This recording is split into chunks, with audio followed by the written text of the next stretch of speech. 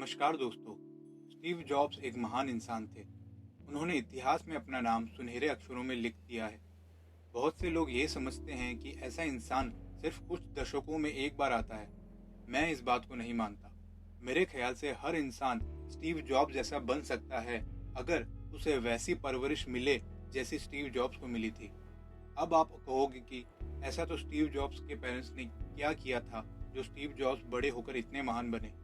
चलिए देखते हैं उनके पेरेंट्स ने क्या किया था। अब जानते हैं। स्टीव जॉब्स के बायोलॉजिकल मदर फाइनेंशियली वीक थी, इसीलिए उन्होंने पॉल एंड क्लारा जॉब्स को स्टीव गोद दे दिया। बचपन में स्टीव जॉब्स के पड़ोस में रहने वाली एक लड़की ने उन्हें कहा कि उनके रियल पेरेंट्स स्टीव को नहीं चाहते थे। ये बात 6 साल के स्टीव जॉब्स को उदास कर गई। वो रोते हुए अपने एडॉप्टिव पेरेंट के पास गए। उनके एडॉप्टिव पेरेंट्स ने कहा, तुम समझ नहीं रहे हो स्टीव, हमने खास तौर पर तुम्हें चुना है। तब से स्टीव अपने आप को स्पेशल समझने लगे और आगे जाके जो स्टीव जॉब्स ने अचीव किया था वह हम सब जानते हैं। स्टीव के पेरेंट्स ने समाज को एक बहुत अच्छा संदेश दिया है कि हमें बच्चों को स्पेशल समझना चाहिए, और हम लोग कुछ और ही समझ रहे हैं बच्चों को। हमारे समाज में हम बच्चों को रैट रेस में भगाना चाहते हैं। अगर आपके फ्रेंड का बच्चा अच्छा डांसर है तो आप अपने बच्चे को भी डांस क्लास करवाएंगे। अगर आपके कजिन की बेटी अच्छा गिटार प्ले करती है तो आप भी अपनी बेटी को म्यूजिक क्लास ज्वाइन करवाएंगे। बच्चे तो एक जरिया बन चुके हैं जिससे आप अपना ईगो सेटिस्फाई करते हैं बस। और अगर बेचारे बच्चे आपकी उम्मीदों पे खरे नहीं उतर पाते तो आप उनको डिस्करेज कर देते हो, उन्हें बेवकूफ बोल के। जो बात आज आप उनके दिमाग में भर रहे हैं वो आगे जाके सच हो जाएगी।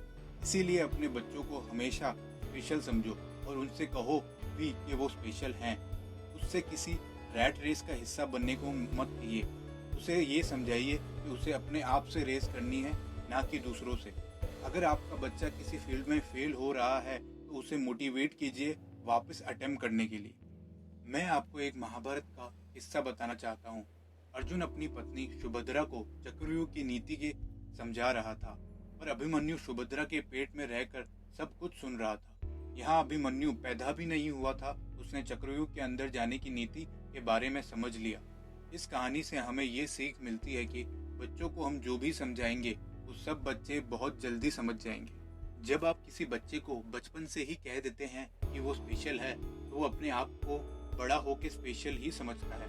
उसके सबकॉन्शियस माइंड में ये मैसेज चला जाएगा कि वो स्पेशल है। The power of subconscious mind किताब में भी ये बात कही गई है कि एक विचार अगर सबकॉन्शियस माइंड में चला जाए तो वो रियल लाइफ में मैनिफेस्ट हो जाती है।